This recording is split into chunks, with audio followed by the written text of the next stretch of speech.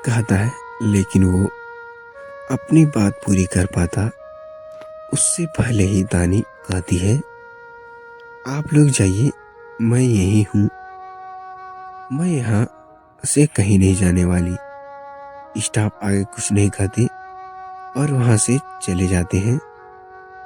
स्वयं का असिस्टेंट वहां आता है और तानी से कहता है, मैंने अंगद सर को, राही और मैम को कॉल कर दिया है। वो कुछ ही देर में यहाँ पहुंच जाएंगे। असिस्टेंट आगे कुछ कह पाता उससे पहले तानी कहती है, हाँ लेकिन अब आप मुझे ये मत कहिएगा कि आप यहाँ से चले जाना। लेकिन तो असिस्टेंट हल्का मुस्कुराता है और कहता है, अगर मैंने आपको ऐसा कहा तो कल सुबह मेरी नौकरी भी जा सकती है। तानी जो अभी स्वयं को देख रही थी अब हैरानी से असिस्टेंट को देखती है तो वो अपने आगे कहता है, हाँ मैम, मुझे मालूम है कि आप ही एमआर सिंघानिया हो। सर ने अपने केबिन में आप दोनों की वेटिंग की बड़ी सी तस्वीर लगा रखी है। क्या तानी हैरानी से पूछती है तो असिस्टेंट आगे कहता है, हाँ मैम, सर ने आपसे बहुत प्यार करते हैं।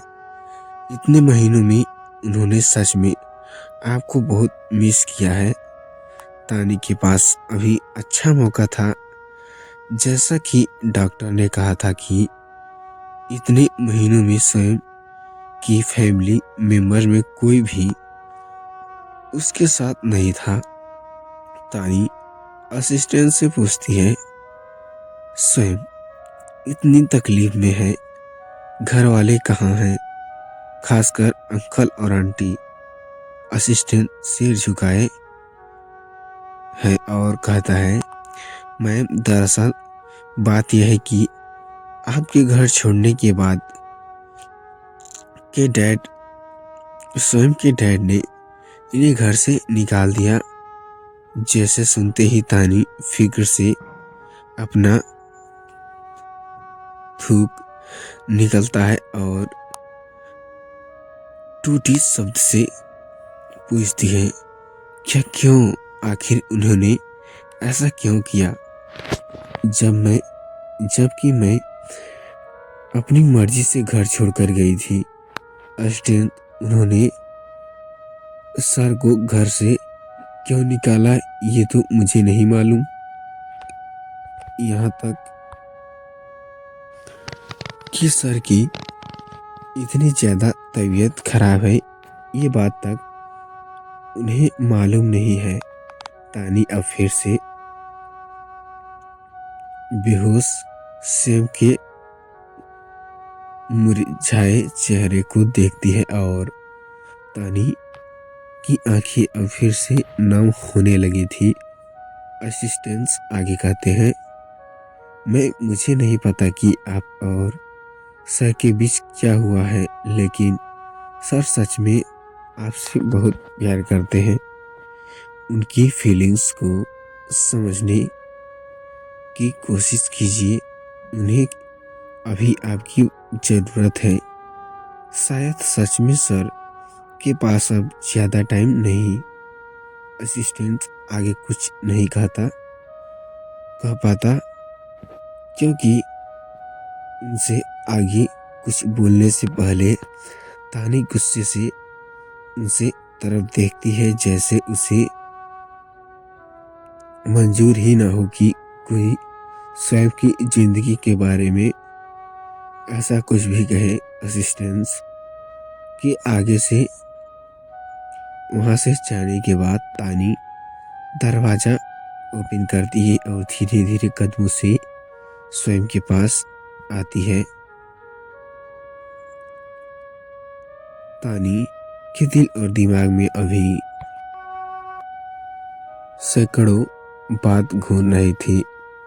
तानी अब जाकर स्वयं के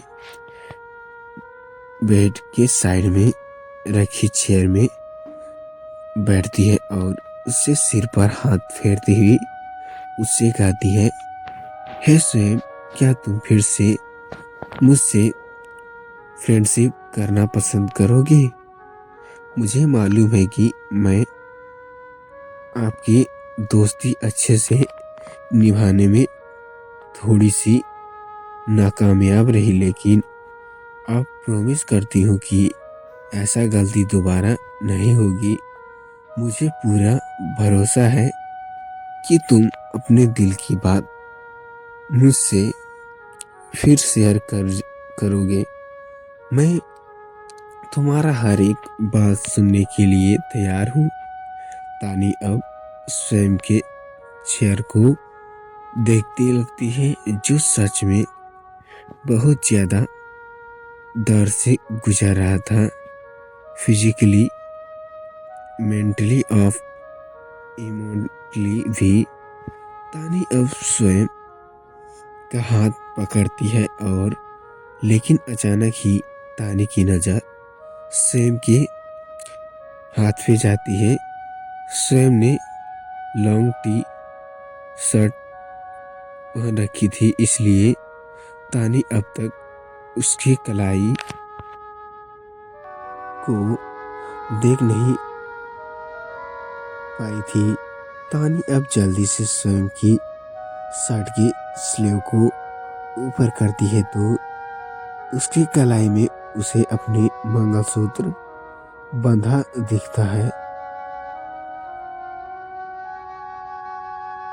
तानी अपने मंगलसूत्र को हल्के हाथों से टच करती है और तानी की आंखों के कोने से एक बूंद स्वयं के हाथ में गिरती है।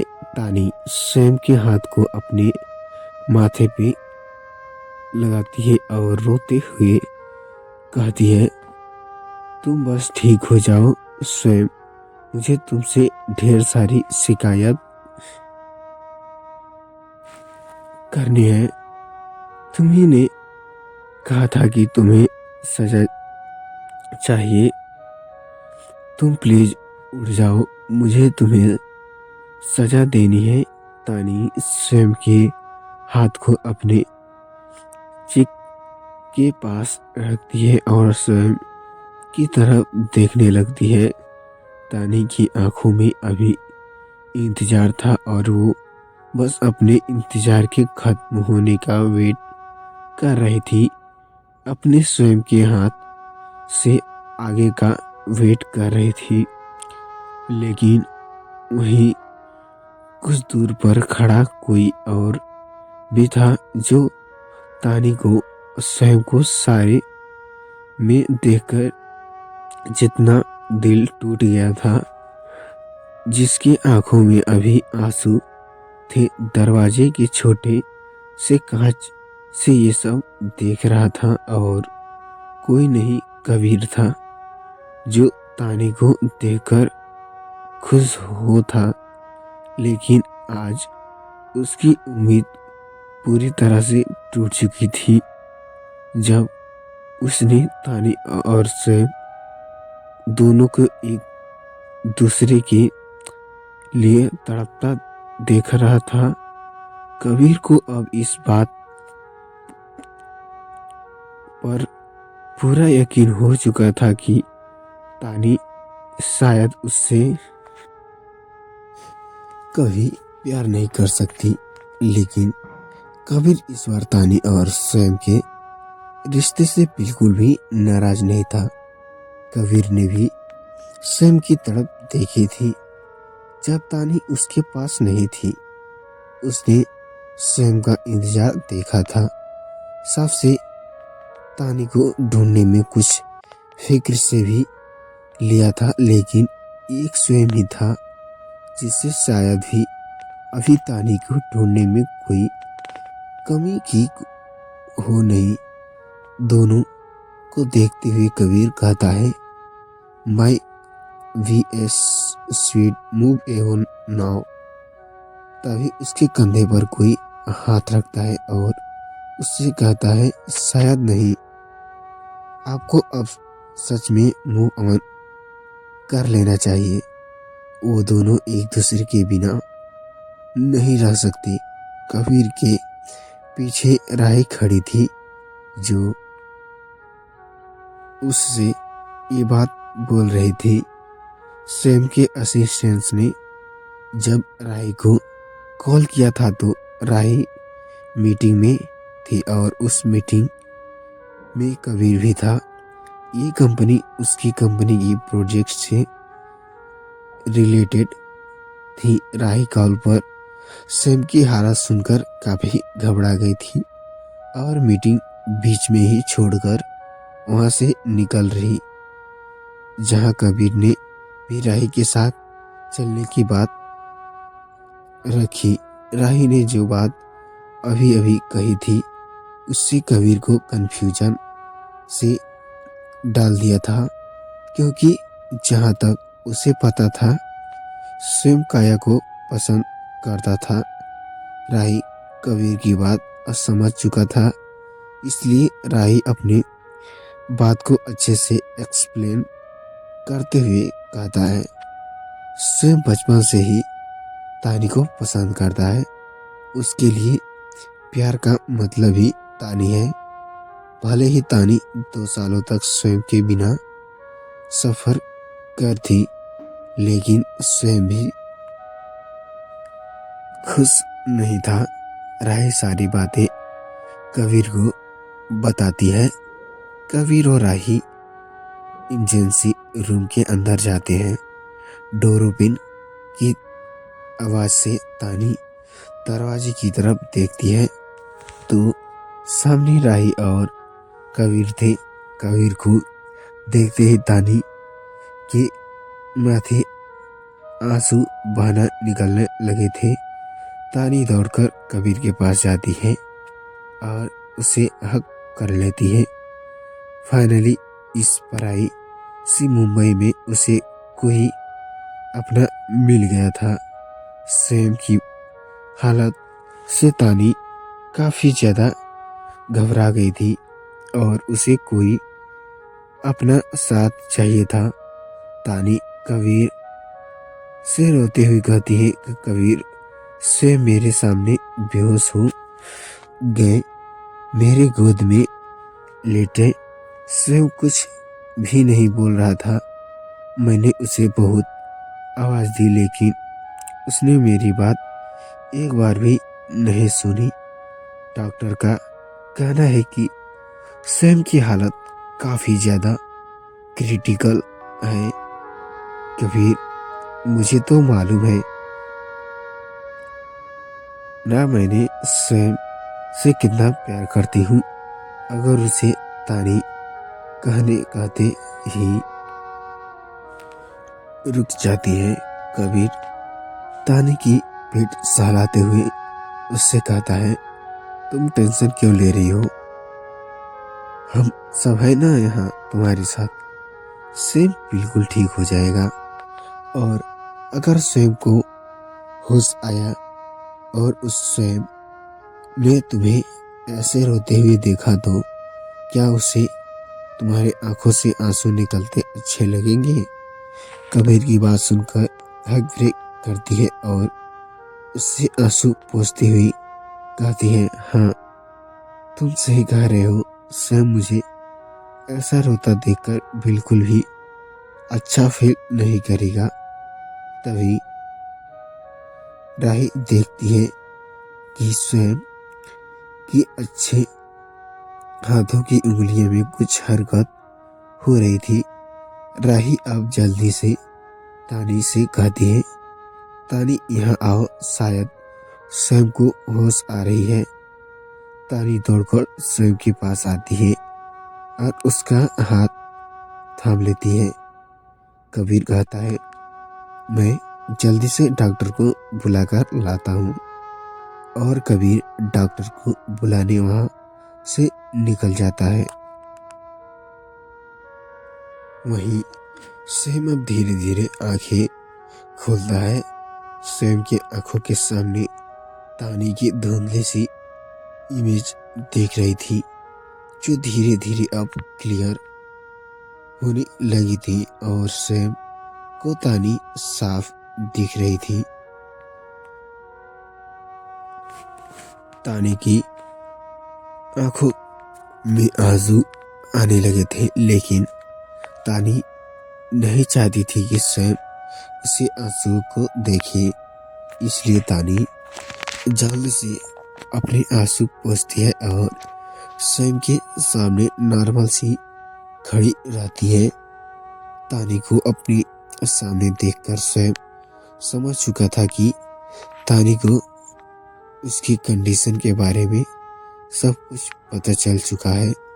स्वयं अपना हाथ तानी के तरफ बढ़ाता है, तभी भी जल्दी से अपना हाथ आगे बढ़ाता है और स्वयं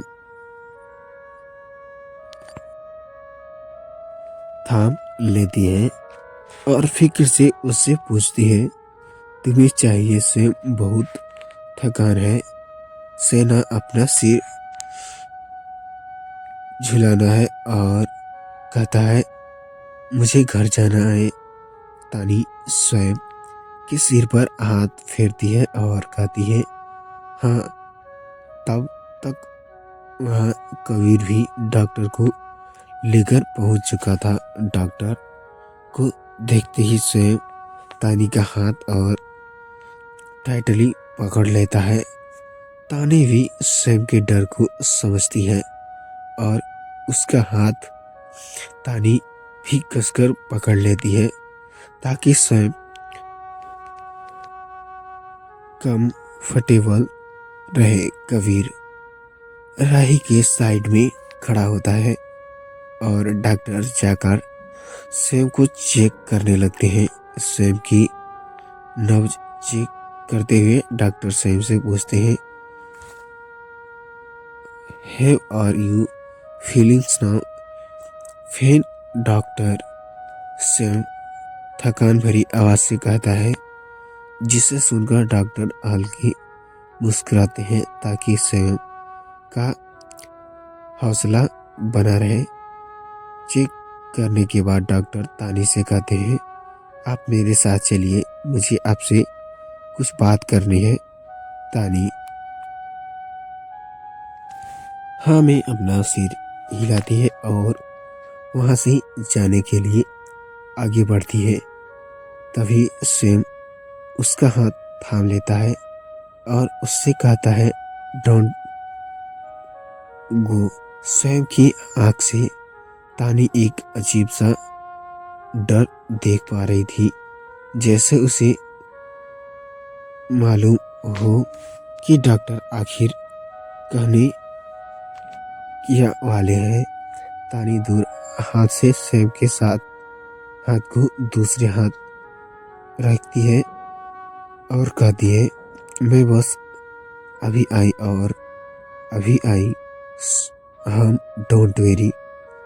तानी धीरे से स्वयं के हाथ को अपने हाथ छुड़ाती है, लेकिन स्वयं अभी भी तानी का हाथ छोड़ने को रेडी नहीं था। लेकिन जैसे भी करके तानी अपना हाथ छुड़ाती है और डॉक्टर के केबिन की तरफ चली जाती है। तानी के जाने के ही कबीर और राही स्वयं के पास आते हैं और उसकी बात करते लगते हैं। डॉक्टर का केबिन तानी फिक्र से उठी गई।